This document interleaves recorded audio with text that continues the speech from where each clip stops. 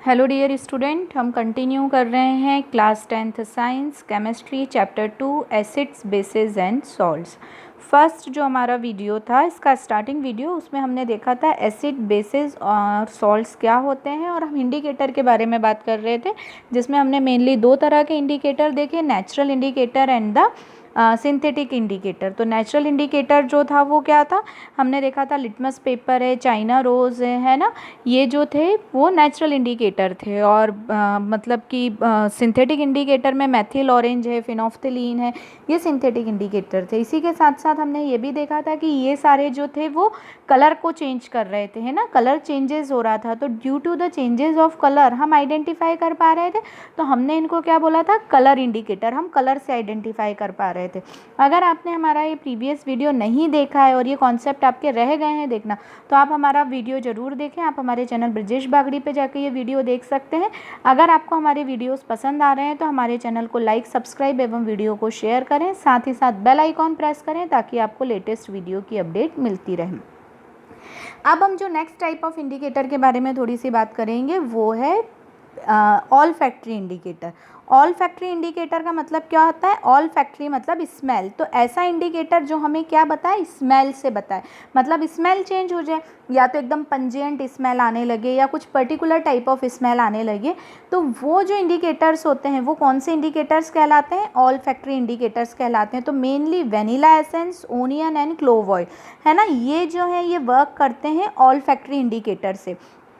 Onion का क्या किया जाता है, ओनियन जो है उसको चॉप्ड करके उसमें जो है क्लॉथ स्ट्रिप्ड मतलब पॉलीथीन बैग में रख के और थोड़ी देर रख दी जाती है फ्रिज में, है ना, और कुछ आवर्स बाद निकाल के हम जब उसको स्मेल करेंगे तो हमको किसकी स्मेल आने लगेगी, उसमें ओनियन की स्मेल आने लगेगी।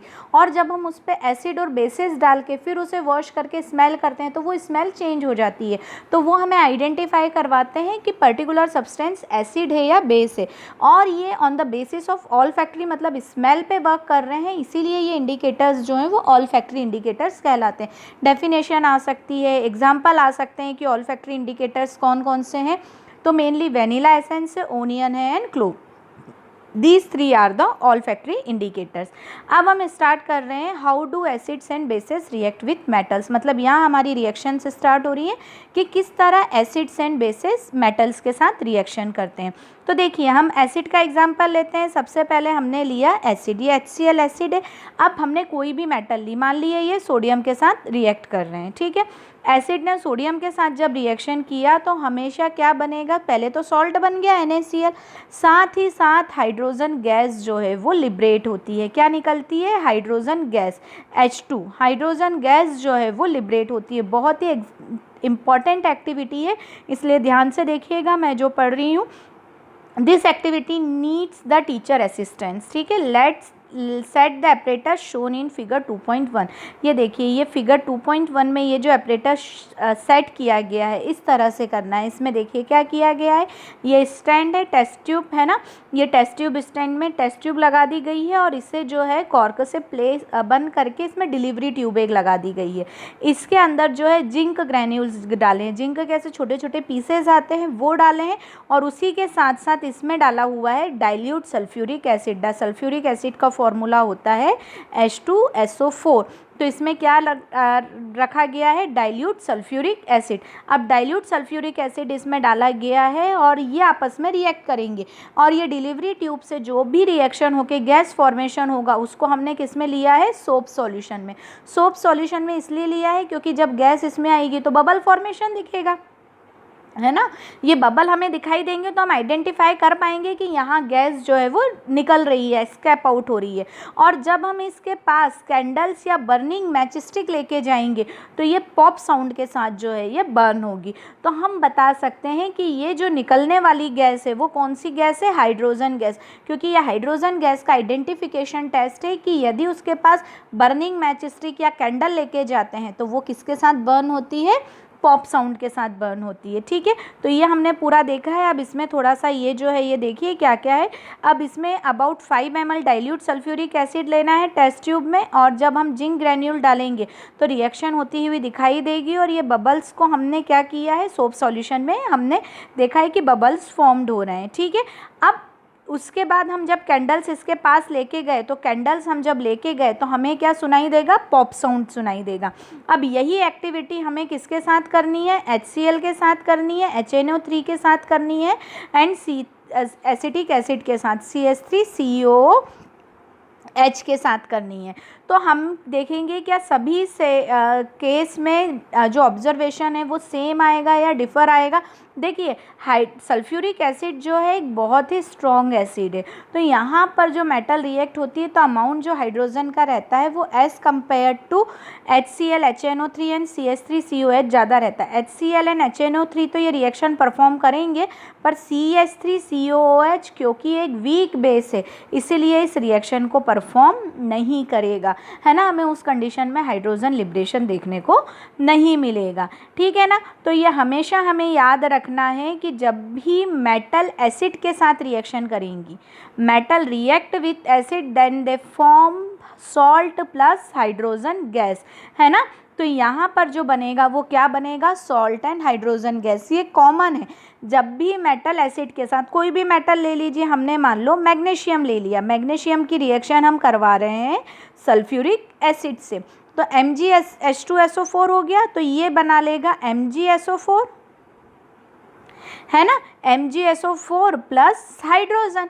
तो ये देखिए MgSO4 क्या है, मैग्नीशियम सल्फेट सॉल्ट है। तो मैग्नीशियम जब भी एसिड के साथ रिएक्शन मतलब मेटल जब भी एसिड के साथ रिएक्शन करती है तो हमेशा सॉल्ट प्लस हाइड्रोजन गैस ही बनती है। और ये जो है हमने प्रूफ भी किया है लिबरेशन किसके थ्रू, उस टेस्ट के थ्रू। अब जो रिएक्शन थी उसमें वो देखिए जिंक ने किसके साथ रिएक्शन की थी, सल्फ्यूरिक एसिड के साथ। Zinc react with sulphuric acid, तो क्या बन रहा था, ZnSO4, है ना। ZnSO4 का फॉर्मेशन हुआ था, प्लस किसका फॉर्मेशन हुआ था, हाइड्रोजन गैस का, जो कि बाहर निकल जाती है। हम इस साइन से शो करते हैं अपवर्ड मूवमेंट को, है ना। रिएक्शन में जो ऊपर की तरफ बाहर की तरफ एटमॉस्फेयर में जो लिबरेशन होता है उसको इस तरह से शो किया जाता है। तो जिंक प्लस H2SO4 क्या फॉर्म्ड हुआ, जिंक सल्फेट प्लस हाइड्रोजन, ठीक है। तो ये याद रखना, जब भी एसिड मेटल के साथ रिएक्ट करेगी तो सॉल्ट एंड हाइड्रोजन गैस का फॉर्मेशन होगा ही होगा, ठीक है। अब हम देखें कि अब यहाँ पर जो है जिंक नॉन मेटल के साथ रिएक्शन करती है तब क्या होता है। तो हमने फिर फ्यू पीस ऑफ ग्रेन्यूलेटेड जिंक लिया है, छोटे छोटे पीसेज आते हैं उसके, ठीक है, और उसे सोडियम हाइड्रोक्साइड सॉल्यूशन में डालना है और उसे थोड़ा सा गर्म करना है, ठीक है। बाकी जो स्टेप्स है वो वैसी की वैसी थी, मतलब वो ट्यूब वैसी ही लगानी है और सब कुछ। तो हम इसमें भी देखेंगे तो यहाँ भी जो है वो क्या बनेगा, ये भी सॉल्ट बन रहा है और हाइड्रोजन गैस लिबरेट हो रही है, बट ये सॉल्ट थोड़ा अलग तरह का होता है, वहाँ सिंपल। तो जब भी नॉन मेटल्स मेटल जब बेस के साथ रिएक्शन करती है, जिंक मेटल है, जब भी मेटल बेस के साथ रिएक्शन करेगी, मेटल प्लस बेस, है ना, मेटल जब भी बेस के साथ रिएक्शन करेगी तो यहाँ भी क्या बनेगा, सॉल्ट प्लस हाइड्रोजन गैस। यहाँ भी जो है सॉल्ट प्लस हाइड्रोजन गैस का ही फॉर्मेशन होगा। मतलब दोनों में क्या है, एसिड या बेस दोनों, बट दोनों ही कंडीशन में एसिड भी स्ट्रॉन्ग होना चाहिए और बेस भी स्ट्रॉन्ग होना चाहिए। वीक एसिड और वीक बेस के साथ ये रिएक्शन पॉसिबल नहीं है। पर एक डिफरेंस और है, हमने एसिड को हीट नहीं किया था, है ना। हमने जब एसिड के साथ रिएक्शन करवाई थी तो हमने हीट किया था क्या, नहीं किया था। बट जब हम बेस के साथ रिएक्शन करवा रहे हैं तो हमने हीट किया है, तो ये डिफरेंस है, ठीक है ना। इतना आपको समझ में आया। मैंने आज मेटल्स और मेटल्स की रिएक्शन एसिड एंड बेस से करवाई है। दोनों ही कंडीशन में सॉल्ट एंड जो है हाइड्रोजन गैस लिबरेट हुई है। एसिड और या बेस जब मेटल के साथ रिएक्ट करते हैं तो salt and hydrogen gas liberate होती है, ठीक है। इंपॉर्टेंट क्वेश्चन है, हाइड्रोजन गैस किस तरह से निकल रही है या किस तरह से पता लगाया जाता है, या पर्टिकुलर ये रिएक्शन देके पूछ ले कौन सी गैस लिबरेट हो रही है और हम उसे कैसे आइडेंटिफाई करेंगे। इस तरह के कई सारे क्वेश्चंस जो हैं इसमें पूछे जाते हैं। होप आप लोगों को समझ में आया होगा। आप एक बार ध्यान से पूरा रीड करिएगा, फिर भी कोई डाउट कोई भी प्रॉब्लम हो तो हम जो है डाउट क्लियर अपने उस कर लेंगे। आप मुझे मैसेज कमेंट करके पूछ सकते हैं। और हम जो नेक्स्ट वीडियो देखेंगे उसमें अब हम जो है एसिड एंड बेस की hydrogen carbonate and hydrogen bicarbonate से रिएक्शन देखेंगे, ठीक है ना। तो thank you so much, keep study, keep watching.